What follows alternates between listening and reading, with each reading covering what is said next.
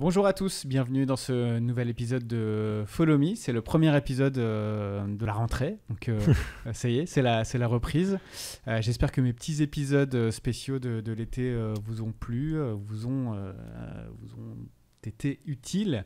Voilà, aujourd'hui j'accueille un podcasteur. Voilà, on a un podcast, j'accueille un podcasteur, c'est Barthélémy Fent. Si vous êtes sportif, si vous écoutez des podcasts de sport, vous le connaissez très certainement. C'est le créateur du podcast Extraterrien qui est, il va nous le dire, mais je pense le podcast sportif de référence avec plusieurs dizaines de milliers d'écoutes. Il nous donnera un peu plus de détails sur ses audiences après. Donc voilà, c'est la rentrée des bonnes résolutions, on reprend le sport et donc voilà, Barthélémy, tu tombes à pic. Salut Barthélémy. Salut Chris, tu vas bien? Très bien, et toi? Bah écoute, super heureux d'être là, de voir et de catch-up après notre première rencontre. Et puis très honoré aussi parce que j'écoute ton podcast depuis le début, avec beaucoup de créateurs que je connaissais et d'autres que je connaissais pas. Tu vois, je connaissais un peu on va dire la sphère LinkedIn, donc tu vois, Caroline, Choubam aussi, Thibault Louis, que tu as vu, ouais. Et tu vois, j'ai découvert plein de youtubeurs, des tiktokers aussi que je connaissais pas du tout et ils m'ont tous vraiment inspiré et tu vois, tu m'as apporté beaucoup de valeur, donc je suis très honoré d'être là parmi ces grands noms que je voyais un peu de loin, tu vois, via ton podcast, donc c'est cool, je vais essayer d'apporter autant. Ouais, ça va. Mais merci beaucoup Barthélémy, ça me touche, ça me touche beaucoup. Première question, quand je reçois des podcasteurs, ça fait quoi d'être de l'autre côté? Ça faisais très longtemps que j'avais pas joué le jeu, justement, de me faire interviewer. Donc quand tu me l'as proposé, je me suis dit ah tiens, cool, en plus je sais qu'il a un super studio. Je vais voir tout le setup de matos et tout, et je pense que c'est important de le faire de temps en temps, tu vois, juste pour reprendre le rythme, essayer d'observer, tu vois. Là je t'ai posé des questions, j'observe un peu le matos, tes process, voir comment tu fonctionnes, et ça fait du bien. Donc moi effectivement je préfère être de l'autre côté du micro, être celui qui me tait, qui regarde avec le petit sourire et qui relance les questions, tu vois. C'est plus mon rôle, mais ouais, je pense que c'est important que tout podcasteur se fasse podcaster, comme on dit. Ouais, ça permet de générer un peu d'empathie, tu vois, d'avoir un peu plus d'empathie pour tes invités, de te mettre à leur place. Et tu as été invité sur des podcasts en lien avec la Creator Economy ou plutôt le sport? Les deux. J'ai fait pas mal de crossover avec d'autres podcasteurs sportifs. Oui. Ouais, ça, donc c'est vrai que ça marchait très bien pour les audiences, pour échanger aussi entre podcasteurs sportifs. J'avais eu tout très vite, tu vois, quand j'ai commencé Extraterrien, l'envie de créer un petit groupe d'entraide ou de rencontrer d'autres gens dans ce milieu-là. Je voyais qu'en plus, Mathieu Stéphanie l'avait plus ou moins fait, tu vois, avec d'autres créateurs. Je m'étais dit, tiens, dans le sport, il y en a plusieurs qui se lancent. Est-ce qu'on ne pourrait pas se rencontrer tous? Donc, on avait fait plusieurs crossovers, donc on avait eu des petits épisodes en commun, donc c'était déjà arrivé. Mais c'est tout, je crois. Pas beaucoup d'autres choses à te raconter. Bon, traditionnelle première question de ce podcast. Je vais te demander de te présenter. Alors, ne parle pas tout de suite de ton activité de podcasteur, de créateur de contenu. Okay. L'idée, c'est que tu nous dises un peu plus d'où tu viens, où est-ce que tu as grandi, qu'est-ce que tu as fait comme études. Bah écoute, du coup, j'ai 32 ans aujourd'hui. Je suis papa de deux petits garçons. Attends, tu dis aujourd'hui? Non, pas aujourd'hui, je les ai eus il y a 2 mois, mais voilà. Au moment où, en tout cas, je parle, j'ai 32 ans. Donc années 90. Je suis né à Paris, j'ai grandi en banlieue parisienne à Fontenay-sous-Bois, donc juste à côté du bois de Vincennes. Très jolie bourgade parisienne. Si tu précises juste à côté du bois de Vincennes, c'est que ça prédispose ta passion pour l'activité sportive? Ouais, mais complètement. C'est un endroit où tu vois, déjà dans le bois de Vincennes, il y a l'INSEP. Donc c'est quand même le lieu de la haute performance en France, et c'est l'endroit où moi j'allais faire du sport avec les copains, sortis d'école, avec mon père le dimanche qui allait courir, qui préparait le marathon, et moi j'allais faire du vélo et je le suivais, quoi. Donc pour moi c'est un bol d'air d'avoir un bois à côté de Paris, quoi. Si je supporte Paris, c'est grâce au bois de Vincennes, dans lequel je peux aller me ressourcer, me mettre au vert et couper un peu des bâtiments et de la ville, quoi. Donc non, mais complètement, t'as raison. Et puis écoute, moi à l'école je m'en suis toujours pas trop mal sorti, mais j'étais extrêmement dissipé, agité. Je rêvais, quoi. Soit je regardais par la fenêtre les oiseaux, soit j'avais besoin de parler à mon voisin, soit je me levais sur ma chaise, soit je faisais des dessins et je faisais tout sauf écouter quelqu'un, ce qui peut être un peu contradictoire pour quelqu'un qui va faire du podcast après. Mais j'avais beaucoup de mal à rester en place 8 heures par jour. Lycée privé, très exigeant, mes parents qui voulaient absolument que j'ai des bonnes notes. Et moi, je faisais beaucoup de sport, donc, tous les jours quasiment. J'ai fait du judo, j'ai fait de la gym et j'ai accroché plus pour le tennis. Je pense que c'est le biais de mon père qui a vu Yannick Noah gagner Roland Garros. Ouais. Donc, Il faisait du tennis lui-même? Il en a fait en voyant Yannick Noah, justement, je pense. Il s'y est mis à ce moment-là, je pense. Et moi, j'ai fait sport-études tennis, donc ouais, j'ai toujours eu cette grosse appétence au sport. Et à 16 ans, je craque parce que c'est un sport très psychologique, très mental. Tu peux très très très bien jouer, mais si tu joues contre quelqu'un qui a plus envie de gagner que toi, tu perds. Et tu peux jouer vraiment vraiment mal, mais si t'es juste un peu roublard et que tu fais juste déjouer l'autre, tu gagnes. Alors c'était quel genre de joueur, toi? Moi, j'étais celui qui jouait bien mais qui perdait. Et du coup, à la fin, t'es très triste, tu vois. Parce que tu jouais dans les règles. Ouais, exactement. Et je perdais contre tous les joueurs un peu vicieux, un peu roublards, un peu tacticiens, mecs un peu provoques, et ceux qui arrivaient à changer leur jeu pour trouver la façon avec laquelle ils allaient me faire déjouer moi, tu vois. Donc voilà, et puis donc j'ai toujours eu cette grosse passion du sport de haut niveau, et tu vois, même quand je partais, je prenais l'avion ou je prenais un train, j'allais au petit café du coin, aller prendre la dernière version de l'équipe, je regardais tous les films de sport, les reporters de sport, donc il y avait un peu ça, tu vois, dans mon parcours. Et donc le burn-out du sportif, hein, c'est ça? Ouais, presque. Ouais. Bah, mon dernier match de tennis, j'ai pris mes raquettes, je les ai éclatées sur le sol. J'ai regardé mon père dans les yeux, je lui ai dit je ne jouerai plus jamais au tennis de ma vie. Et je suis sorti du cours en pleurant et j'ai plus jamais rejoué au tennis. J'ai repris une raquette, je crois j'avais 25-26 ans, donc 10 ans après, quoi. Et alors, ça t'a fait quoi? Bizarre. Surtout que je jouais contre un associé de ma boîte avec qui en plus on avait toujours une relation de compétition, lui et moi. Donc c'était pas bon. Et ça va, tu t'en es bien sorti? Ouais, j'ai tout de suite vraiment bien joué, tu vois. Tes sensations et tout. Mais plus envie de jouer. Voilà, plus envie de jouer. Ça t'a vraiment écœuré. Écœuré. Alors je suis un compte Twitter, j'ai plus le nom en tête, mais qui est assez cool, qui partage des vidéos de sportifs qui pètent des plombs. Et 3 vidéos sur 5, c'est du tennis. Des mecs qui explosent leur raquette. Ouais, c'est vrai que tu as un niveau de stress, tu te mets une pression. C'est un sport de combat, en fait. Ce que les gens oublient, c'est que c'est un sport de combat, sauf que tu mets pas des points dans la face de ton adversaire.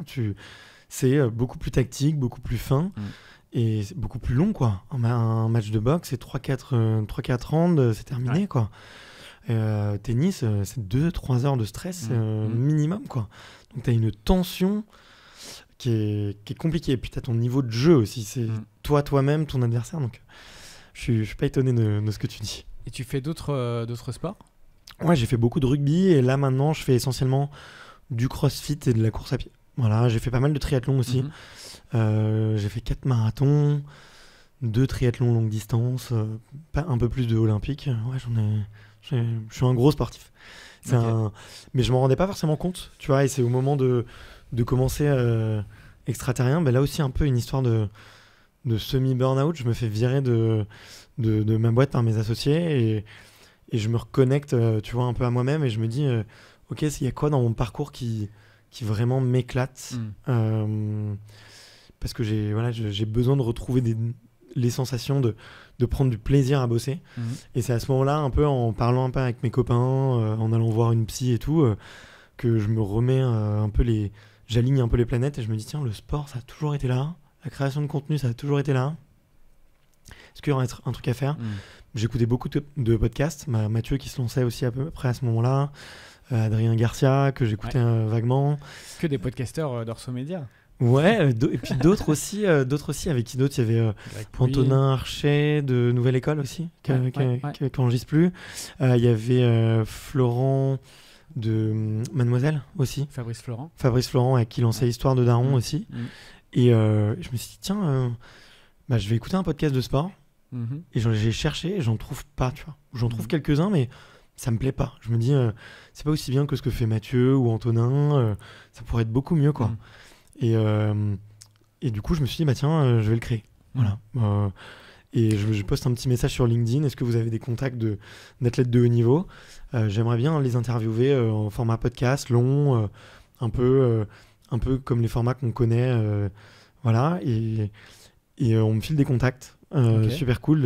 Et 2 semaines après, je me retrouve à interviewer un type qui a plusieurs records du monde en apnée, tu vois. D'accord. Et comment il s'appelle ? Arthur Guérin-Boéry. D'accord. Et ses records les plus probants sont notamment parce qu'il fait des records sous glace. Tu vois, il va nager, je crois, plus de 100 mètres sous glace en apnée. Donc c'est assez dingue. Ah, parce que là, en plus, t'as pas d'échappatoire, quoi. Ah, tu peux pas juste dire je vais remonter, prendre de l'air si je galère. Je crois qu'il y a un trou tous les 10 mètres. Ah, d'accord. Et il longe un fil et des plongeurs nagent à côté de lui. C'est extrêmement sécurisé parce que c'est hyper dangereux ce qu'il fait. Parce que quand tu rentres dans l'eau glacée, t'as un espèce d'effet qui fait que tous tes muscles se contractent pour se protéger, pour créer de la chaleur. Et du coup, compresse tes poumons. Donc c'est encore plus dur de rester en apnée dans le froid. Tu vois. Bon, je fais un aparté, ça me fait penser à un superbe épisode d'un podcast que je vous conseille d'ailleurs qui s'appelle qui est fait par The Others. C'est des récits d'aventuriers, voilà, c'est très très outdoor, pardon. Et donc il y a un épisode sur des plongeurs en bouteille cette fois, sous glace, et la réal est canon, l'ambiance sonore, la voix, enfin le récit est top. Et c'est hyper apaisant, à la fois ouf et apaisant. Je referme. Non, mais j'adore le podcast et tu fais bien de les recommander. C'est une super source d'inspiration pour moi. Donc, voilà. Le podcast, il s'appelle Les Baladeurs, je crois. Les Baladeurs, ouais. Ouais, Les Baladeurs. Ouais. Et il est produit par un média qui s'appelle Les Others. Ouais. Les Others, ouais. Et donc, et d'autres sportifs que tu as réussi à voir dès le début ? Ouais, dès le début, j'ai eu en plus des sujets hyper intéressants. Une femme qui s'appelait Hélène, qui était en équipe de France d'escrime, et qui avait la maladie de Crohn. Tu vois. Et ça m'a tout de suite donné en plus une dimension de ok, j'ai envie de parler à des athlètes de haut niveau, mais j'ai envie de parler d'autres choses. Et j'ai envie de parler de leur côté très humain et de ressortir l'aspect naturel, enfin le côté très naturel chez eux et presque leur faiblesse, un peu les dark side de ces athlètes. Voilà, et c'est les 2 premiers et je les en remercie infiniment parce que ils m'ont fait confiance. J'avais rien du tout au début et c'était des copains de copains, les deux. Et j'ai eu de la chance parce que ça a tout de suite plu. Et un podcast d'interview, si ça plaît, c'est parce que les invités sont bien, tu vois. Et, ouais, aussi, c'est vrai. Donc, on fait un petit retour en arrière parce que là on a fait un grand bond en avant, tu es déjà dans la création de ton podcast. Quand tu as fait un peu le point suite à cette première aventure professionnelle, tu disais que le sport c'était quelque chose qui te passionnait, la création de contenu c'est quelque chose que tu connaissais déjà. Alors ça veut dire que tu avais déjà eu une expérience auparavant de création de contenu, laquelle ? Ouais, j'en ai eu 2 vraiment poussées, on va dire. La première, c'était que j'ai monté une boîte d'affiliation avec un copain d'école, d'ingé, et on voulait tous les deux apprendre à faire de l'argent sur Internet. On s'est dit, pas de limite, on oublie un peu l'éthique, ce qu'on veut c'est juste apprendre à faire des sous. On n'avait pas du tout de culture entrepreneuriale dans nos familles respectives. On avait juste lu Tim Ferriss, La semaine de 4 heures, tu vois, et on s'est dit on va copier, on va faire exactement la méthode qu'il nous dit. Donc on a fait exactement la même chose sur des compléments alimentaires avec des étudiants, voilà. Donc on a fait ça. Et en fait, on s'est rendu compte qu'il n'y avait pas beaucoup de canaux d'acquisition gratuits. On avait très peu de budget. Et donc, on a fait tous les canaux d'acquisition gratuits. Tu vois. Donc, réseaux sociaux, beaucoup de SEO. Et nous, on n'a jamais réussi à lancer nous-mêmes nos produits, mais on a découvert du coup le monde de l'affiliation à ce moment-là. Et on a fait... du coup, on a monté plusieurs dizaines de sites internet avec de la création de contenu. Donc, on était essentiellement sur du SEO, donc mon boulot c'était surtout de manager beaucoup de rédacteurs pour produire du contenu en masse, d'aller démarcher des partenaires affiliés, et voilà, et ensuite t'industrialises à fond le sujet, quoi. Donc j'avais cette expérience-là. Et ça après, a bien marché? Ouais, carrément, ça génère toujours des revenus.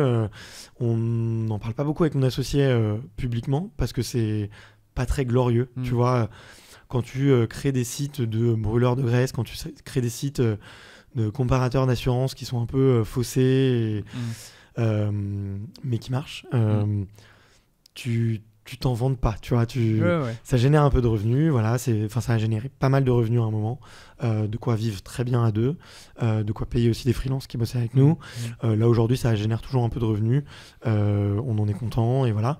Et il y a un des sites qui avait bien marché, un peu plus que les autres, notamment, et qui était sur de la santé, de la performance, des compléments alimentaires.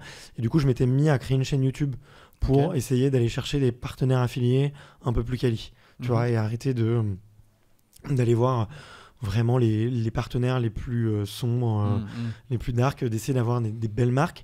Et ça a marché, tu vois, par exemple, on a eu des partenaires comme Feed, où on a fait des super vidéos, SoShape, d'autres marques de compléments alimentaires, parce que c'était un peu le moment où il y avait plein de marques de compléments alimentaires quali, qui avaient vu cette tendance de marché où les compléments alimentaires, c'était soit dans ta pharmacie avec des trucs un peu vieillots qui ressemblaient à des médicaments, soit des trucs achetés sur des sites pas très recommandables, voilà. Et donc il y avait toutes ces marques qui se lançaient avec des belles DA, des belles plateformes de marques. SoShape, ça a un rapport avec Thibaut InShape ou pas? Non, parce que il me semble qu'il a lancé lui-même aussi ses compléments alimentaires, avec quelques retours assez négatifs, je crois. je suis pas sûr. Il me semble que, j'ai vu passer ça encore une fois sur Twitter, mais qu'il y avait des substances pas ouf, dans ces produits. Après, vérifiez par vous-même. Encore une fois, je ne dis pas que les produits de Thibaut InShape ne sont pas bons, mais il me semble avoir vu ça. Juste pour souligner qu'effectivement, il faut faire attention dans cet univers-là. Il y a de tout et n'importe quoi, et mieux vaut quand même s'orienter vers des grandes marques ou des marques qu'on trouve peut-être aussi dans des enseignes comme Decathlon, Gosport ou autres, avec un vrai suivi, on imagine, quoi. Ouais, bien sûr. Non, mais c'est fou parce que tu vois, tout ce secteur de marché-là, moi je le suis beaucoup moins maintenant, mais à l'époque, je pense qu'on faisait partie des top blogs en France à vraiment en parler. Et c'est vrai que c'est un marché qui a toujours eu une très mauvaise image, qui a toujours eu... tu vois, il y a eu effectivement des produits peu quali, des marques peu quali. Tu as eu aussi tous les MLM, quoi, le marketing de réseau, avec... la grande marque pour laquelle Cristiano Ronaldo a été le sponsor, tu vois, qu'on va éviter de citer. Mais tu vois, et ce marché en a beaucoup souffert, et nous on était un peu des blocs, essayer un peu de redonner un peu de qualité et de noblesse. Voilà, finalement ce n'est que des vitamines, tu vois. Oui, bien sûr. Donc c'est pas grand chose. Et puis c'est comment dire, c'est pas du dopage, quoi. Même les plus grands sportifs utilisent des compléments alimentaires tout à fait, pour éviter les carences, pour accélérer un peu sur tel ou tel apport. Voilà. Ouais, bien sûr. Ouais. Exactement. Donc ça, c'était ma première expérience. Et après ça, j'ai monté avec des associés, on a monté un site de rencontre qui s'appelait Abricot.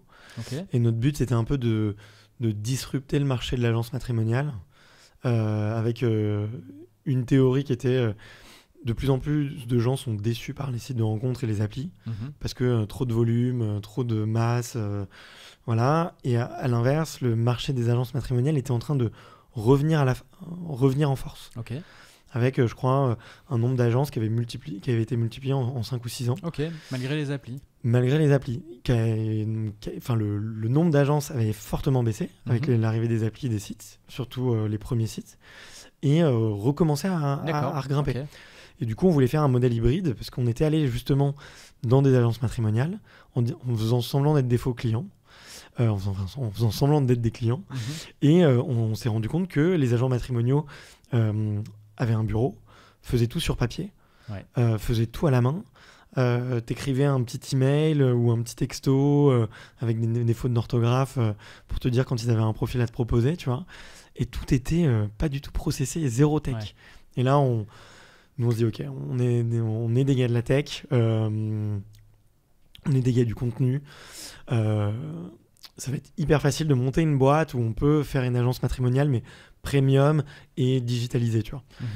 Bon, il s'avère que c'est beaucoup plus dur que ça. On a levé un peu d'argent et pareil, on n'avait pas beaucoup d'argent à mettre en acquisition et on a du coup créé beaucoup de contenu, fait du SEO, beaucoup Instagram aussi a très bien marché, il y avait un très beau contenu, une très belle newsletter. Et à ce moment-là, je découvre encore plus le podcast parce qu'on se dit, tiens, ça pourrait être sympa. Il y a plein de podcasts qui interviewent des hommes sur le business, mais il n'y en a aucun qui interviewe que des femmes. Et de parler aussi un peu de relations humaines, en fait, et de parler, en fait, en quoi le couple peut aider ta carrière entrepreneuriale, tu vois. C'est un peu le point de vue de... Donc, on a fait 5 ou 6 épisodes, je crois, pas beaucoup, tu vois, mais ça m'a mis... C'était ta première expérience avec le podcast. Ouais, exactement. Donc, c'était des interviews filmées, et on faisait une extraction de l'audio et on les publiait en podcast. Voilà. Ok. Donc, je sais pas si c'est intéressant, mais si. On a eu quelques interviews qui ont passé les 10 000 vues sur YouTube. Et du coup, je mets un premier pied là-dedans et j'adore, quoi. Enfin, je trouve ça cool, sortir les caméras, le contenu, essayer d'optimiser ton process de création parce que c'est ça qui te coûte cher, entre guillemets. C'est comment est-ce que tu vas créer, comment est-ce que tu es organisé et derrière, comment est-ce que tu le distribues. Et moi, à l'époque, en plus, ça me faisait marrer parce que je rencontrais beaucoup de créateurs à ce moment-là et je leur dis... Content is king, distribution is queen, et money is son, tu vois, c'était son and daughter, quoi. Et c'était vraiment ça. C'était, c'est vrai que très tôt, tu as compris que le contenu était clé pour le business. Bien sûr. Qu'il y avait plein de trucs qui pouvaient en déboucher, quoi. Et juste, si on fait un petit rebond encore en arrière, donc, école d'ingé. Ouais, j'ai fait une école d'ingé. Comment on fait pour faire une école d'ingé quand on a un déficit d'attention?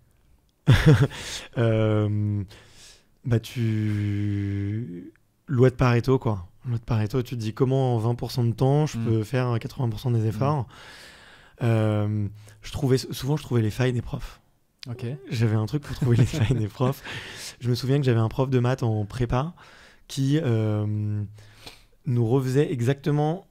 En fait, il y avait un exercice qu'on allait faire dans le mois, qu'on allait faire 2 fois avant un devoir, par exemple.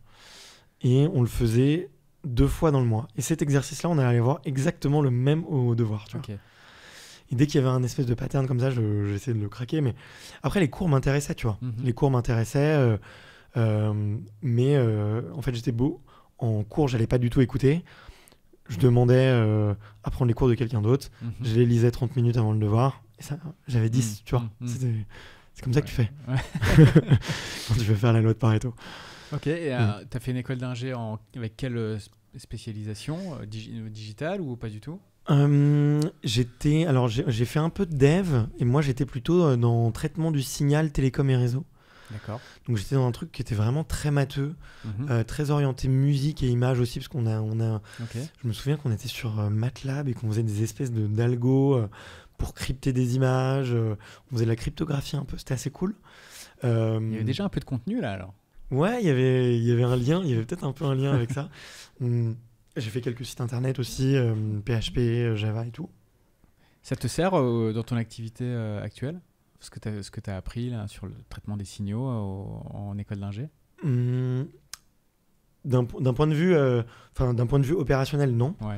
Mais moi, je reste toujours persuadé que l'école ne sert à rien, hormis créer des gens curieux, et qu'aujourd'hui... la curiosité, c'est une des principales qualités, tu vois. Je pense surtout dans la creator economy. Ouais. Et dans la capacité à apprendre, tu vois, quand tu es entrepreneur, quand tu es créateur, tu as besoin d'apprendre un peu plus vite que les autres, peut-être, ou de t'intéresser à plein de choses, de comprendre les nouvelles tendances et en étant curieux. Et en apprenant, tu vois, des nouveaux outils, des nouveaux logiciels, tu vois. Cette gymnastique mentale, en tout cas, ça c'est utile. Ça c'est utile. De mettre les mains dans le cambouis aussi. Ouais. J'ai l'impression que c'est quelque chose que tu aimes bien faire aussi. Ouais, tout à fait. Mais je pense que comme tous les créateurs, tu vois, je pense qu'il y a beaucoup de créateurs ont une part de fainéantise, mais aussi une part de curiosité assez forte et d'essayer de comprendre les réseaux, de comprendre. C'est intéressant ce que tu dis. C'est vrai qu'il y a une part de fainéantise, mais comme le disait assez justement Léo Duff, et il m'a fait découvrir cette perspective-là. Être fainéant, finalement, ça t'oblige, ou ça te met dans un mindset où tu dois aller trouver le chemin le plus court pour arriver à ton objectif. Et pour trouver le chemin le plus court, finalement, ça t'oblige à mettre en place des process, à réfléchir, détricoter, reconstruire, etc. pour tout optimiser. Et donc la fainéantise, ça t'amène à tout optimiser. Donc en soi, c'est une qualité quand tu es dans une activité comme dans la creator economy où tu dois beaucoup produire, beaucoup créer et avec une grande régularité. Mais je suis très d'accord avec cette citation. Et d'ailleurs, j'avais écouté, je me souviens, je l'avais marqué à ce moment-là. Parce que je trouvais ça remarquablement bien pensé, effectivement, de pourquoi est-ce que tu as envie d'aller plus vite que les autres et de faire plus vite que les autres, tu vois. C'est sûrement qu'il y a une petite part de fainéantise. Bon, on le dit de manière très polie, mais Léo avait, lui, plutôt dit que c'était un gros branleur. Voilà. Ok. Allez, fast forward, on revient à la création de ton podcast. Donc là, tu faisais référence à des podcasteurs donc Mathieu, Fabrice Florent, d'autres. Donc on est plutôt en 2018, hein, c'est ça? Tu as créé ton podcast dans ces eaux-là. Les démarrages, donc très content. Tu trouves tes audiences. Ok. Et c'était quoi? T'étais déjà hebdo à l'époque? Ouais, j'ai commencé déjà hebdo. En fait, j'avais 3-4 mois devant moi parce que j'avais plus de job. J'avais 3 ou 4 mois d'économie devant moi et j'allais avoir mon deuxième fils. Okay. Donc il fallait que j'ai une couverture, quoi. Donc je savais assez vite que ça allait devoir être un side project pendant un moment. Mais je me suis dit, pendant cette période-là, ça me mange pas de pain en fait de sortir un épisode par semaine. Parce que quand tu cherches un job, honnêtement, ça te prend 2-3 jours par 2-3 jours par semaine. Donc tu as du temps libre quand même pour créer ça. Et en plus, je m'étais dit, un des premiers constats que j'ai eu, c'est que, d'ailleurs, j'étais très jaloux de Mathieu, justement, et de Fabrice et d'autres créateurs, c'est que je me suis rendu compte que moi, mes invités n'étaient pas à Paris. Ok. Que, en fait, les grands champions, ils habitent un peu partout en France, et qu'il faut prendre le train pour aller les rencontrer, quoi. Et t'envisageais pas de faire des enregistrements à distance? Je l'ai envisagé, j'en ai fait un assez rapidement. Je me suis rendu compte que le contenu audio, la qualité du contenu était beaucoup moins bonne, que derrière, créer une relation amicale avec la personne, qui est quand même quelque chose de hyper sympa quand tu fais un podcast, tu vois. C'est aussi de se regarder dans les yeux, de se parler, les petits moments avant, les petits moments après, qu'il n'y a plus tout ça, et du coup, ça perd beaucoup de son intérêt. Et en plus, je me suis dit, les 5-6 premiers épisodes, je l'ai fait du coup en face-to-face, tu vois. Et l'épisode d'après, je le fais à distance. Et c'est le premier épisode que l'invité partage pas, tu vois. Et je me dis, il y a un lien de cause à effet, c'est pas possible. Enfin, tu vois, c'est le hasard, tu vois. Mais je m'étais dit ça, et du coup, je m'étais dit, allez, il faut absolument que j'aille rencontrer tous les invités. Donc pendant 3-4 mois, j'enregistre un max. Je fais le tour de toute la France. C'est un sacré investissement quand même. Bon, au-delà du prix du matos qui est quand même, on va dire, assez raisonnable quand on fait un podcast. On peut démarrer avec pas grand-chose, mais bon, le coût des billets de train et parfois peut-être même des nuits d'hôtel. Donc tu étais en full investissement au démarrage, quoi. Ouais, c'est vrai, ça te coûte, c'est 100 € en aller-retour en billet de train, et peut-être un peu plus des fois. Je me suis dit, il faut y aller, quoi. Il faut faire la différence. T'es le premier en sport, tu peux le faire, quoi. Okay. Et du coup, je le faisais tout de suite avec l'ambition de vouloir vraiment créer un média ou un podcast qui soit dans le top de sa catégorie. Et je me régale, en fait. À ce moment-là, je me régale. J'en parle du coup à la mère de mon fils qui me dit il faut quand même que tu trouves un job, c'est cool, que tu sois à plein temps dessus. Et je réfléchis et je me dis c'est pas grave, ça restera un side project. Ça restera un side project et je vais le faire à fond. Et j'ai eu la chance de tomber sur des employeurs qui ont tout de suite compris, qui ont compris que c'était un peu cette part créative et entrepreneuriale que j'avais en moi et qu'il fallait que je garde. Et du coup, voilà un petit peu pour l'histoire. Et du coup, j'ai quitté ce job-là il y a 4 mois maintenant, pour être à 100% dessus. Forcément, alors avec un peu l'aide du chômage, l'aide aussi que maintenant l'audience est beaucoup plus grande et que maintenant j'ai une régie publicitaire. Et du coup, qui me rapporte des contrats et moi, je peux aller en chercher aussi parce que j'avais pas le temps. Alors si on revient au début de ton podcast, pardon, je te coupe Barthélémy, mais à quel moment tu as commencé à monétiser j'imagine aussi à partir du moment où tu as atteint un certain volume d'audience ou pas, tu vas nous l'expliquer. Comment s'est faite cette phase comment s'est déroulée cette phase de professionnalisation, si j'ai envie de dire, de ton podcast, alors que c'était un side project parce que tu avais pris un job 4 mois après le lancement. Bah, comme je te disais, j'avais toujours eu l'ambition vraiment d'en faire un média, d'essayer d'en faire en tout cas de créer une vraie audience qui soit monétisable d'une manière ou d'une autre, soit avec mes produits, soit avec des formations, soit avec de la pub, tu vois, à voir. Donc j'avais vraiment cette ambition-là. Donc au début, je tirais un peu dans tous les sens. Tu vois, j'appelais les fédérations, j'appelais le COJO, donc qui est le comité d'organisation des Jeux Olympiques. J'appelais plein de marques, j'appelais des studios de création de podcasts, j'appelais des régies publicitaires. Et c'est au bout d'1 an que j'ai commencé à bosser avec la régie Nouvelles Écoutes. Peut-être moins d'1 an, je dirais 9 mois. Et à ce moment-là, je devais faire 10-15 000 écoutes par mois, quelque chose comme ça. Et ils acceptent de me prendre et je crois qu'on fait une campagne ensemble et pas grand chose quoi. Et il n'y avait pas grand chose et eux ils me disaient bah nous on n'est pas trop sur les thématiques sport en ce moment, c'est pas trop notre domaine de prédilection et puis nous c'est surtout le studio tu vois qu'on essaie de pousser et tout. Donc j'essaie d'appeler d'autres régies, de voir un petit peu comment ça fonctionne et c'est à ce moment-là que j'appelle Acast et c'était mi-2020. Donc ouais, ça faisait 1 an et demi que je crois que j'avais commencé. Pendant le confinement, ouais. Exactement. On se téléphone et ouais, eux me disent qu'ils ont plusieurs podcasts de sport, que ça peut complètement les intéresser. Et on commence à travailler ensemble. Et effectivement, au bout de quelques semaines, ils ont déjà une première campagne. Donc ça me rassure. Donc je me dis que c'est avec un annonceur cool que tu trouvais intéressant, que tu validais. Je sais plus. Je crois que les premiers étaient vraiment cool, ouais. Ça m'avait plu. En plus, aussi, assez rapidement, j'avais eu une marque d'enceinte. Donc, qui m'avait offert moi-même une enceinte. Donc, j'avais eu un petit cadeau. Et moi, en parallèle de mon côté, bah, du coup, j'observe un peu leur process. J'observe un peu comment ils démarchent. Et du coup, moi-même aussi, je me mets à démarcher des clients parce que je vois un peu ce qui fonctionne, ce qu'ils attendent. Et une des choses que je vois, c'est que la régie va avoir des très gros sponsors institutionnels, des grosses banques, des très grosses marques, des GAFAM, que moi, en fait, tout seul, avec ma taille d'audience, ça ne m'intéresse pas. Qui veulent faire des campagnes beaucoup plus grandes et beaucoup plus larges. Et du coup, je me mets à aller chercher des petits équipementiers, des petits acteurs, des noms un peu plus petits du sport, mais qui vont beaucoup plus accrocher déjà à mon audience et aussi des produits que je peux tester en fait, tu vois, directement. Et donc, je me mets à faire ces 2 types de campagnes, donc une avec la régie, souvent du brain content, beaucoup plus institutionnel, tu vois. Et puis moi aussi, d'autres petites campagnes plus héroïstes avec des plus petits acteurs.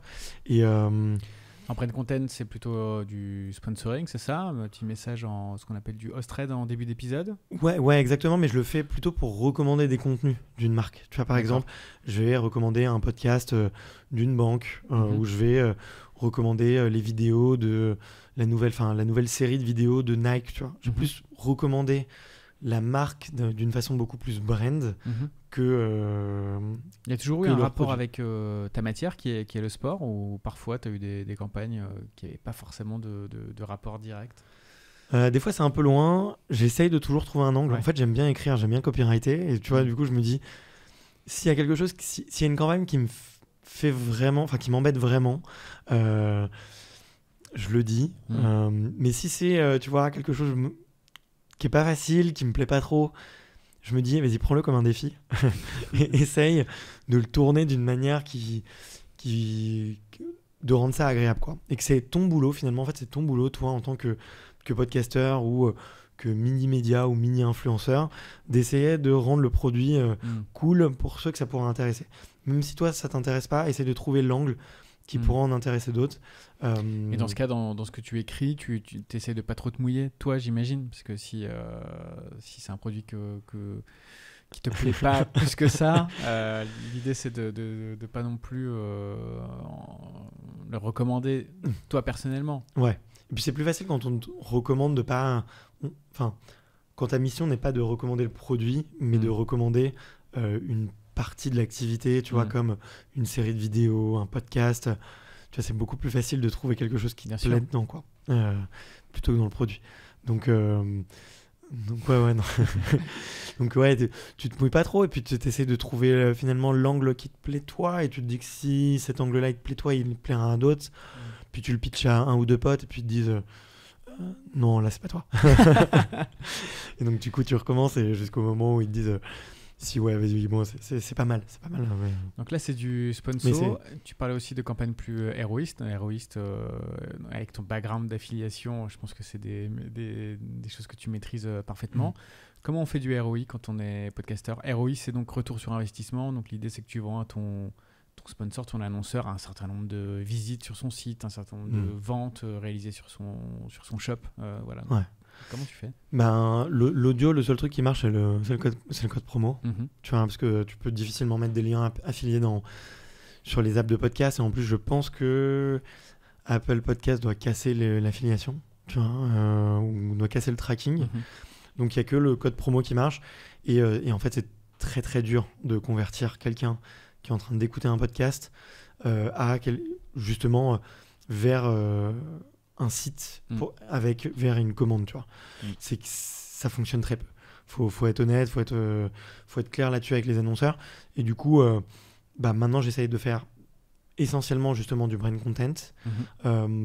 Les campagnes héroïstes, en faire beaucoup moins, sauf quand je me dis, ok, pour l'audience, peut vraiment y avoir un intérêt très clair, très marqué, et ça va forcément leur plaire.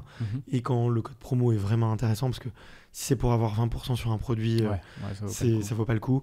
Par contre, si c'est 3 mois pour utiliser une app d'entraînement, de running, qui va te faire économiser 30 € et c'est l'app dont tout le monde parle en ce moment, mais elle est payante, là ça peut être cool, tu vois, et là ça peut apporter de la valeur. Une autre chose, c'est que aussi, moi, mes auditeurs, généralement, ils m'écoutent pendant qu'ils font du sport, pendant qu'ils courent, essentiellement, enfin une grande majorité d'entre eux, parce que je leur demande sur Insta quel moment tu m'écoutes. Et j'imagine que quand tu es en train de faire ton footing, tu vas pas t'arrêter en disant « Ah tiens, Bart, tu m'as recommandé un code promo. » Je vais m'arrêter. Ah, je vais m'arrêter, tiens, je vais le faire.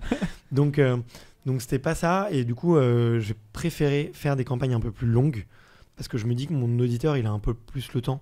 Donc je vais pas faire du 30 secondes d'une minute. Et je m'autorise à faire d'une minute 30, 2 minutes parfois.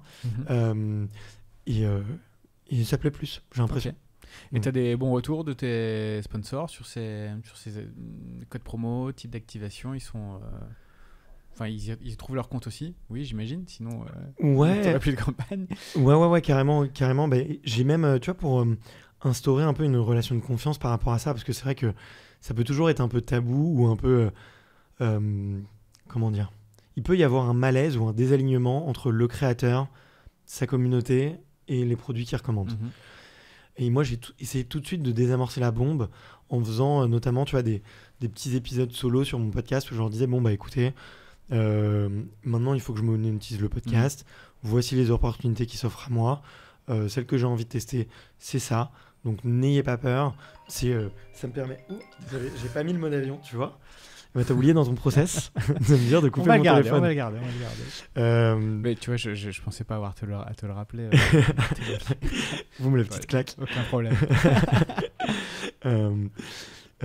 Qu'est-ce que je disais? Donc tu es hyper transparent avec ton audience. Tu fais des petits épisodes spéciaux pour leur expliquer un peu les coulisses et les projets que tu as dans les prochaines semaines, notamment en termes de monétisation. Ouais, exactement. J'en parle aussi dans la newsletter que j'ai repris là récemment, qui est beaucoup plus, on va dire, une newsletter pour suivre un peu le podcast, mais sur la partie plus business et réflexion. Et donc certains auditeurs ont beaucoup apprécié cette démarche, tu vois. Et il y a même un petit jeu qui s'est instauré où je leur ai dit, faites-moi un retour franc quand la campagne ne vous plaît pas ou que vous trouvez que c'est pas du tout en accord avec les valeurs. Et du coup, ils me le disent tout de suite. Et il y a j'aime bien cette relation de confiance qui s'est instaurée. Donc Donc pas d'inquiétude par rapport à ça. Non, c'est une bonne méthode. Ouais, c'est pas mal. C'est pas mal. Bah, je vois de plus en plus de créateurs le faire, tu vois, et à l'inverse, où avant je faisais de l'affiliation, et l'affiliation, si tu as envie que ça marche mieux, généralement, sur les blogs un peu random, tu vois, tu le dis pas que c'est des liens affiliés, ou tu essayes au maximum de le cacher, de faire des faux comparateurs, ce genre de choses. Alors que finalement, quand tu es un créateur et que tu parles dans ton nom, tu as envie d'être beaucoup plus intègre. C'est ce qui fait la différence, bien sûr.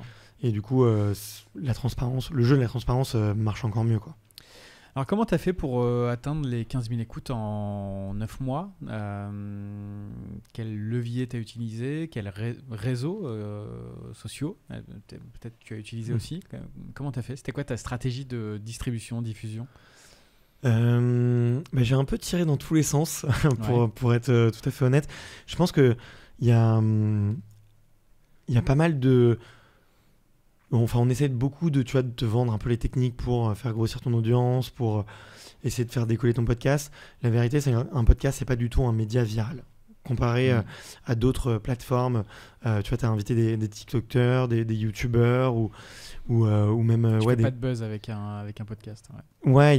Sauf rares exceptions où il se passe un truc de ouf avec une révélation de ouf qui fait le tour de la presse. Mais effectivement, il n'y a pas, comme sur YouTube ou TikTok, tiens, j'ai un épisode qui a surperformé par rapport à tous les autres en faisant x10, x15 par rapport aux autres épisodes. Ouais, exactement.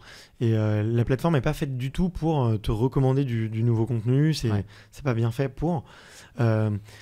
et du coup, en fait, comment est-ce que je te transmets le podcast, c'est uniquement par recommandation.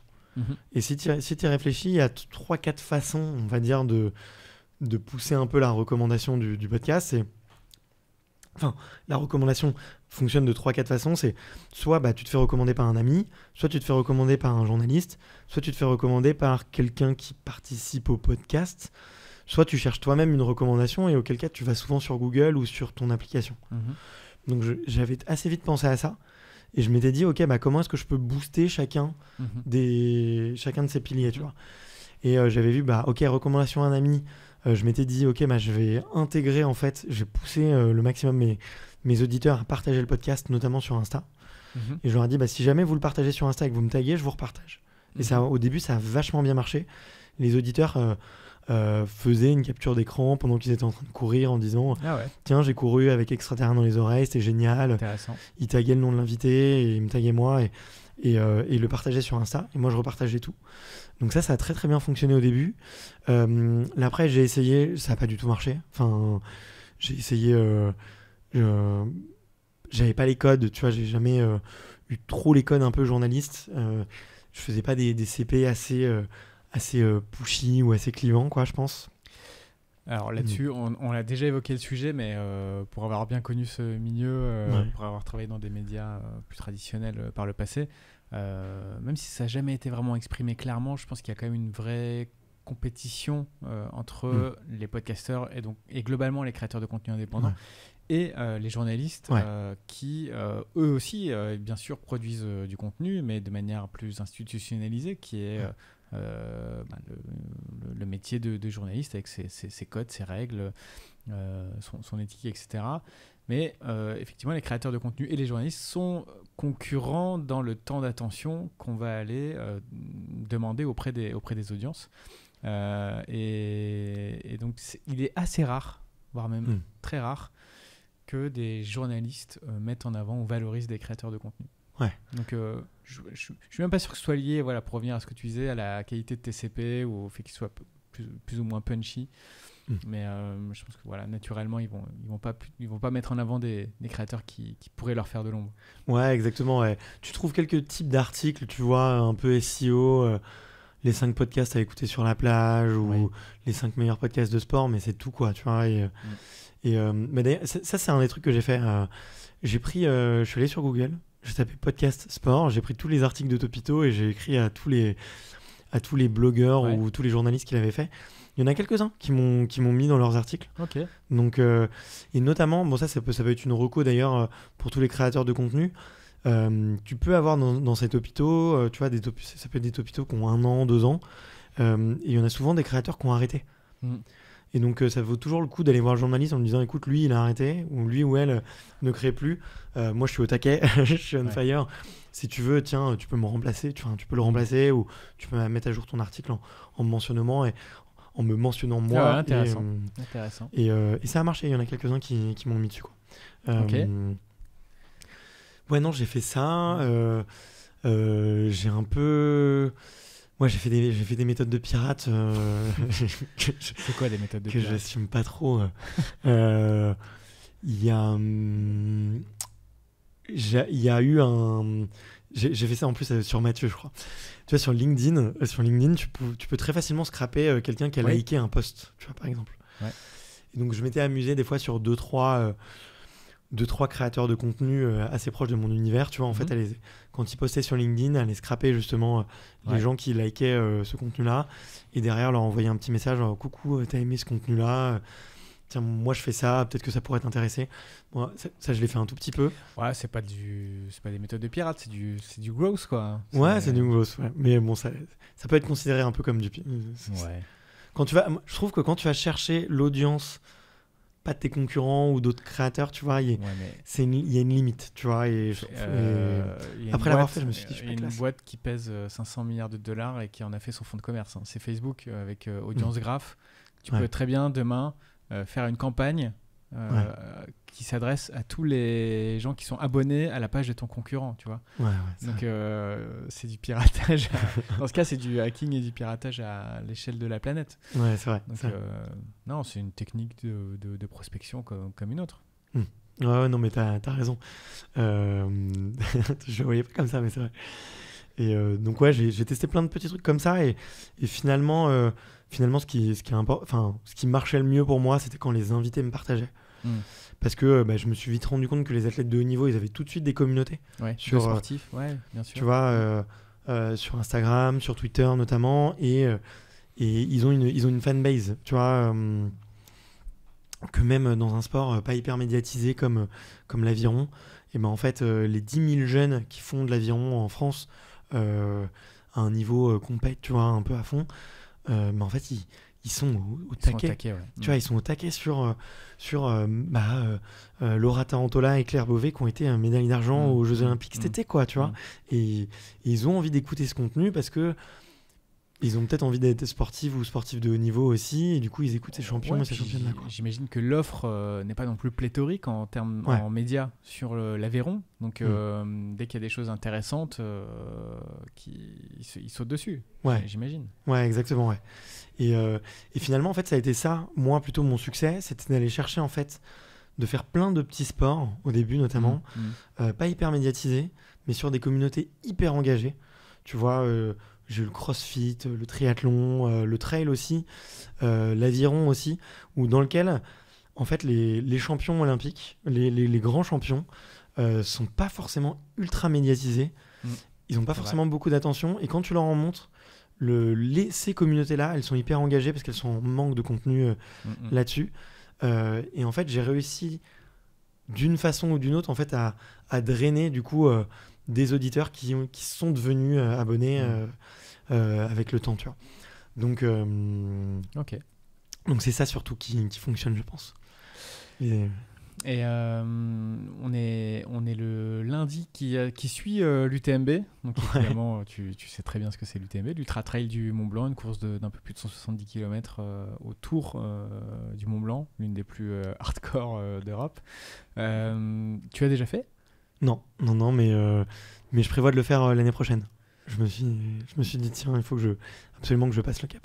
Et il y a peut-être des choses à faire quand on a un podcast qui s'appelle Extraterrien, non, avec l'UTMB, qui est quand même une grosse orga. J'ai une copine, Florence Centraux, que je salue et que je veux highlighter là dans cet épisode, qui malheureusement a dû abandonner au kilomètre 80 pour des raisons elle n'avait plus de jus, elle a beaucoup de mal à s'alimenter, etc. Mais déjà 80 bornes dans les montagnes de nuit, c'est ouf.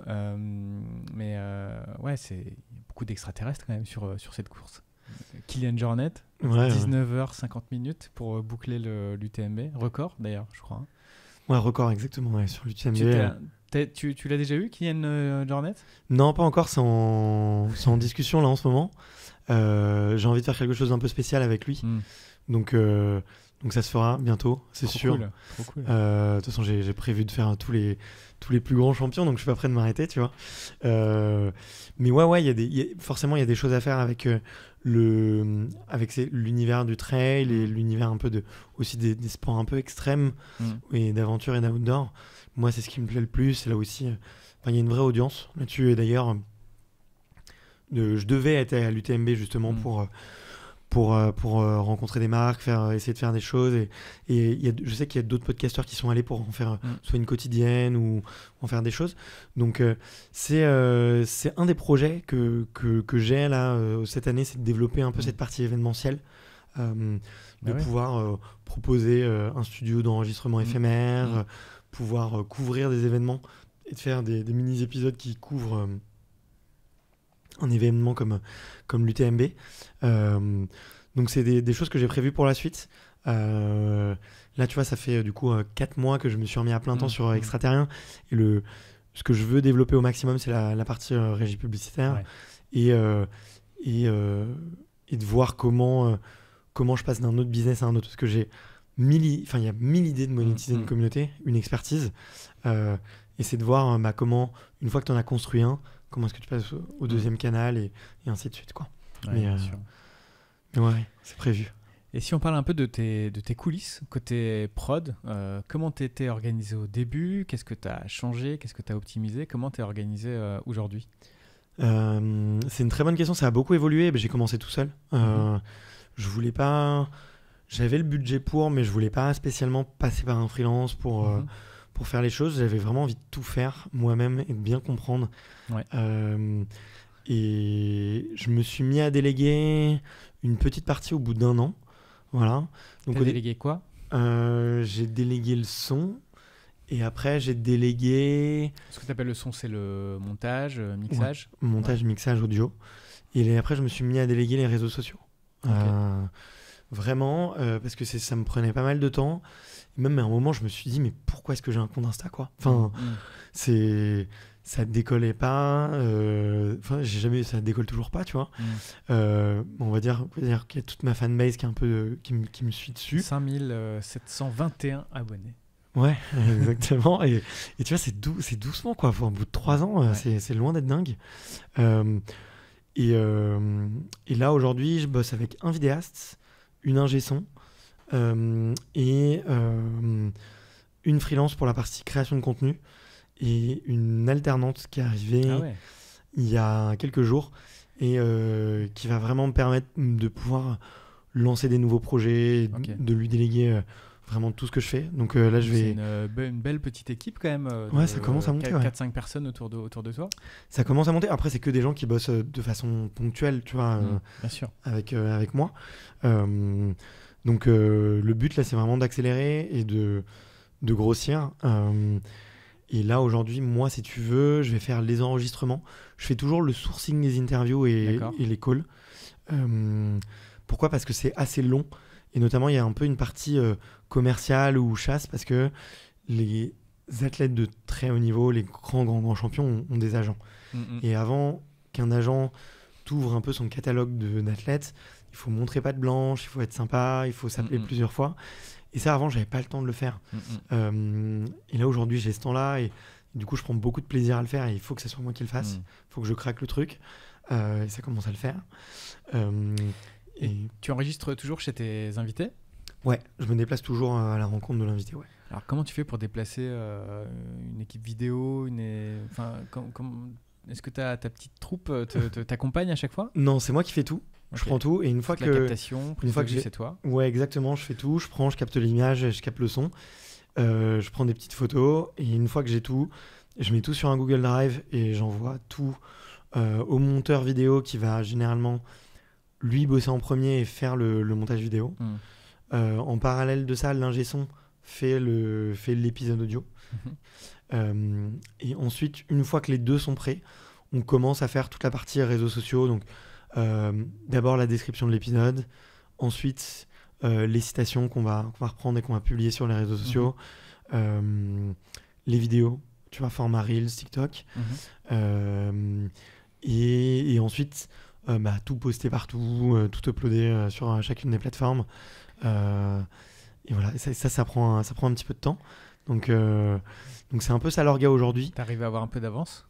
Ouais, j'ai même trop d'avance. Ah ouais? Ouais, j'ai trop d'avance par moment parce que je perds le contact avec le contact de l'épisode, tu vois. Ouais. Et en fait, dès que je devrais sortir d'un épisode, là, ce que j'essaye, c'est vraiment sortir d'un épisode et de tout de suite prendre des notes et de dire, ok, voici un peu ce dont j'ai envie de parler, voici les moments qui étaient vraiment impactants. Ouais. Alors quand t'es obligé de te remettre dedans, te replonger dans l'épisode. Ouais. Et tout le monde y perd. Ouais. Et donc dans l'idéal, toi, tu conseilles d'avoir combien d'épisodes d'avance? 3-4. 3-4, c'est pas mal parce que un mois, je me suis rendu compte que notamment avec l'invité, moi, mes invités, si pendant 2 mois, je leur donne pas de nouvelles parce que je suis en train de produire, ils m'oublient et ils ont pas envie de le partager, tu vois. Alors que c'est ça qui marche pour moi, c'est quand eux, ils partagent à leur communauté. Donc j'ai vu un peu que cette période de 3-4 mois était la plus intéressante. Cet été, tu as continué tes épisodes normalement ou tu as fait des épisodes spéciaux? Tu as fait quelque chose de spécial? J'ai longtemps hésité et j'ai pas réussi à trancher. Qu'est-ce que je fais? Est-ce que je fais des épisodes spéciaux? Ça va me refaire du montage. Et en fait, je me suis dit, ok, est-ce que tu as un client annonceur? Non. Est-ce que ça sert à quelque chose de sortir du contenu maintenant si t'as pas d'annonceur? Je me suis dit, non, ça me sert pas à grand-chose. Du coup, je me suis dit, vas-y, je me fais une pause de 3 semaines. Et j'avais vraiment posté un podcast par semaine non-stop depuis 3 ans, sans aucune interruption, sans manquer à chaque semaine. Et ça m'a fait du bien, tu vois, de pas être dans le jus. J'ai quand même, tu vois, je me suis dit 2 choses. J'ai fait une pause de 3 semaines. Et en parallèle, j'ai dit à la freelance, tu fais tout, tu gères tout. Je ne veux rien faire. T'as les audios, t'as les vidéos. Je veux rien faire.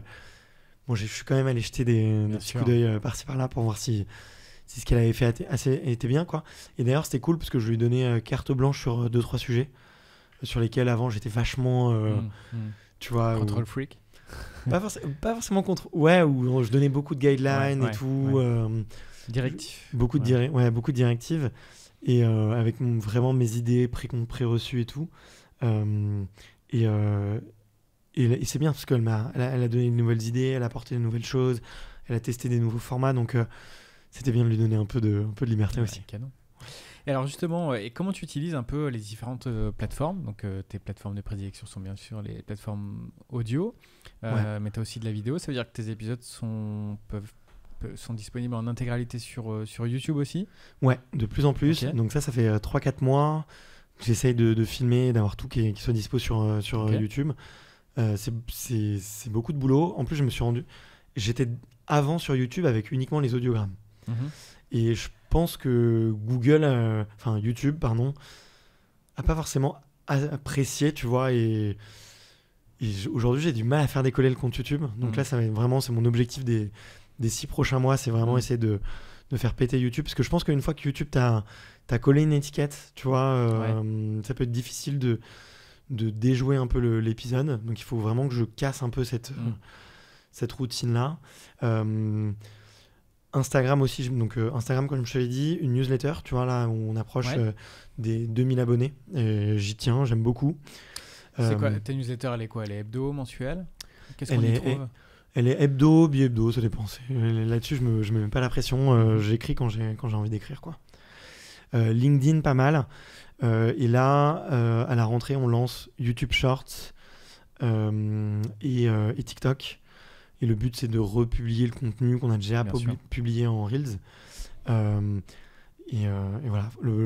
Moi, j'ai explosé sur aucun canal, mais je veux... Le podcast, quand même. Le podcast, effectivement, le podcast. Mais tu vois, sur tous les réseaux à côté, j'ai des petits chiffres, tu vois, et en tout cas, beaucoup plus petits. Et j'ai plein de gens qui me disent, mais non, mais fais une plateforme, essaye de craquer cette plateforme et de la faire exploser. Et là, je me dis, mais en fait, non, moi, ce qui a explosé, c'est les audiences de podcast. je suis dans le top 0,1 français, enfin 0,1% français. Donc, allons essayer d'être un peu partout pour que les auditeurs aiment me suivre là où ils ont envie de me suivre, vraiment. Mais je vois pas en quête de nouveaux abonnés, parce que le podcast, j'allais dire business, enfin tout est un business, mais c'est une affaire c'est un business d'abonnement en fait. Ouais, exactement. Et de fidélisation. Donc l'idée avec cette stratégie, c'est de donner à voir ton contenu au plus de monde possible, auprès de personnes qui connaissent pas ton podcast et qui vont du coup le découvrir. Quel est l'épisode dont tu es le plus fier ? Dont je suis le plus fier c'est pas facile ça, comme question. Je pensais que tu allais me demander l'épisode qui m'a le plus marqué. Il y en a un récemment qui m'a beaucoup marqué et dont j'ai été assez fier. J'ai rencontré un Français qui s'appelle Mathias Giraud, qui mélange deux sports, qui est le ski freestyle qui consiste en fait à descendre des montagnes en faisant des figures. En faisant des figures et surtout en hors-piste, sur des pentes raides extrêmement difficiles. Et le deuxième sport avec lequel il mélange ça, c'est du base jump. Ok. Donc je sais pas si tu vois, tu me vois arriver. Donc il démarre il grimpe en haut d'une montagne, il met ses skis, il descend. Et à un moment, dès qu'il voit une falaise, il saute et il ouvre son parachute. Donc tu vois, ça peut paraître assez James Bond, quoi. Ouais, un peu James Bond pour certains. Et Mathias, il est passé tellement de fois dans sa vie proche de la mort qu'il a une vision de la vie qui est vraiment, vraiment différente du commun des mortels, tu vois. Et je suis hyper fier de cette interview parce que j'ai vraiment réussi à me mettre dans la tête de quelqu'un qui est passé plein de fois à côté de la mort, quoi. Et l'interview rend vraiment bien et elle est vraiment différente de tout ce que j'ai entendu dans d'autres podcasts ou même chez moi. Et ça, c'était sympa. Et on l'a fait, en fait, juste en face du Mont Blanc. Et 2 semaines plus tard, en fait, il skiait le Mont Blanc pour battre le record du ski base jump le plus haut du monde, quoi. En gros, la falaise de laquelle on se jette le plus haut en ski base jump. Et qui était juste à côté de l'autre montagne qui, lui, l'avait fait connaître. Parce qu'en fait, ce type avait été le premier partenaire GoPro. Et il a fait la première vidéo extrêmement virale de GoPro. Et du coup, quand je te dis, t'es à ski et tu te jettes d'une falaise, tu penses peut-être à une vidéo que t'as vue de GoPro qui a fait des dizaines et des dizaines de millions de vues. Non, mais c'est vrai, ça me dit vaguement quelque chose. Donc tu vois, c'est lui. Et je te dis ça, c'était il y a 10 ans, tu vois. Et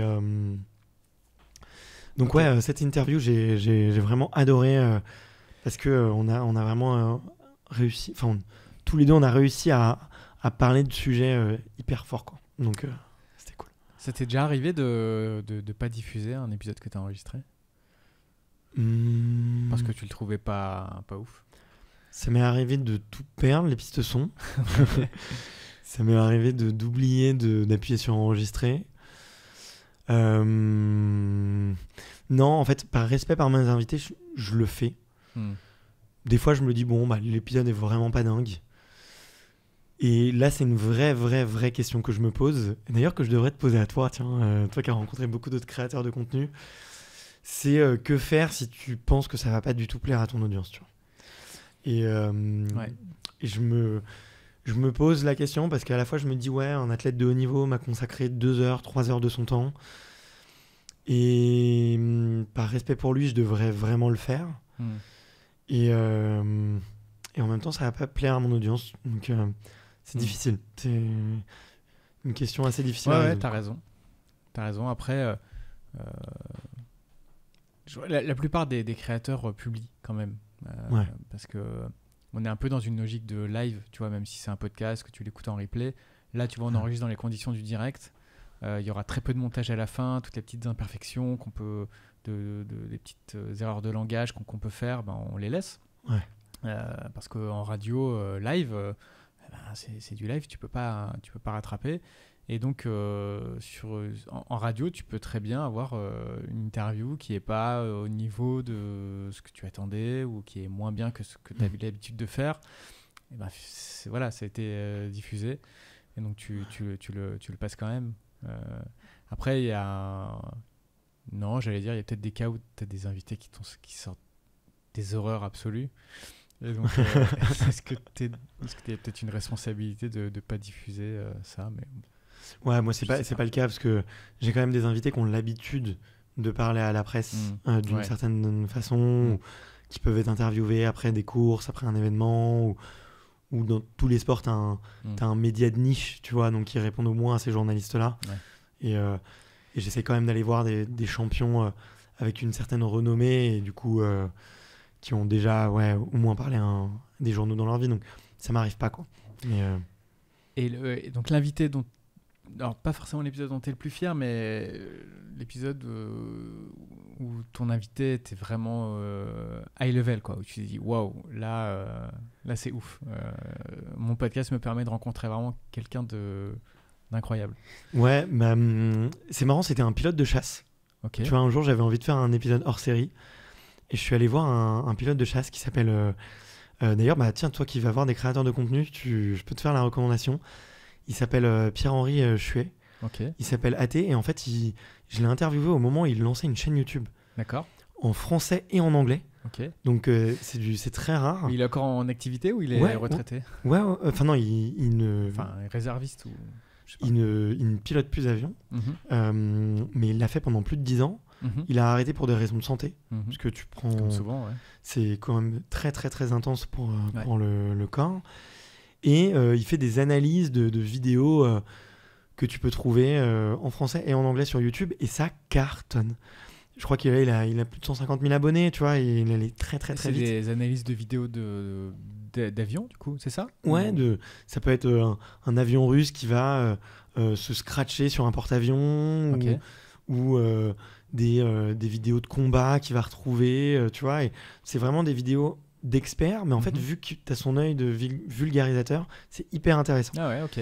Et il est extrêmement doué pour vulgariser les choses, et c'est vrai que les pilotes de chasse ont quand même, je pense, tu vois, une intelligence, tu vois, mathématique, logique et d'expression, et d'empathie aussi. Il le dit pourquoi dans le podcast, qui est très très très développé. Et du coup, c'était un épisode où je suis sorti là en me disant waouh, là j'ai rencontré un mec vraiment brillant, avec voilà une capacité à expliquer son métier qui était fantastique, quoi. Donc j'ai adoré, je te le recommande si tu veux un créateur de contenu. Et les 2-3 invités que tu adorerais avoir là dans les prochains mois, que tu as en target, que tu travailles depuis des semaines et des semaines. Ouais, j'ai Amélie Mauresmo, grand fan, parce qu'elle parle pas beaucoup à la presse, parce que elle s'est pris des shitstorms un peu dans la tronche en tant qu'athlète, et qui n'étaient pas du tout méritées, et je trouve qu'elle a toujours dégagé une espèce de sérénité remarquable et exemplaire, tu vois. Je pense qu'il y a plein d'autres athlètes qui à sa place auraient envoyé bouler, quoi. Elle serait vraiment vraiment énervée, ce qui n'a pas été son cas. Donc elle, j'aimerais beaucoup. Dans le foot, j'aimerais beaucoup un Fabien Barthez, tu vois, parce que pour moi c'est celui qui déconne, et puis c'est celui qui est un peu sorti du monde du foot, ou qu'on voit plus quasiment, enfin très peu, voilà, et puis il a l'air d'être un peu plus funky, il a un côté très très fun, voilà, c'est les deux. On le voit assez peu, Fabien Barthez. Plus du tout. Et il y a un nom qui revient aussi très très souvent sur mon podcast, c'est Fabien Galtier, parce que très brillant, très intelligent, très sage. Un parcours de dingue. Ouais, très inspirant aussi, et qui a une vision de la performance qui est très aiguisée. Donc voilà, c'est un peu les 3 noms que j'aimerais avoir. Ok, très cool. Si nous écoutent, ou si parmi mes auditeurs, vous avez une connexion ou deux avec ces 3 noms, n'hésitez pas à filer un petit coup de main à Barthélémy. Avec plaisir. Ouais. Donc là, tes projets pour les prochaines semaines, donc tu es full-time sur Extraterrien. On a bien compris que tu travaillais à fond cet aspect régie pour en vivre tout à fait. Ouais. Là, tu es encore un peu dans un entre-deux, si je comprends bien. Ouais, au niveau des revenus que tu génères aujourd'hui. Je m'étais fixé, ça tombe bien qu'on se voit, parce que tu vois, je m'étais fixé pour fin septembre de faire un chiffre d'affaires qui me permette d'en vivre moi très confortablement.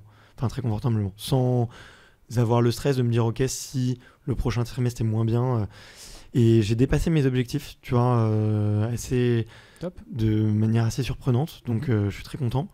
Donc pour l'instant ça marche.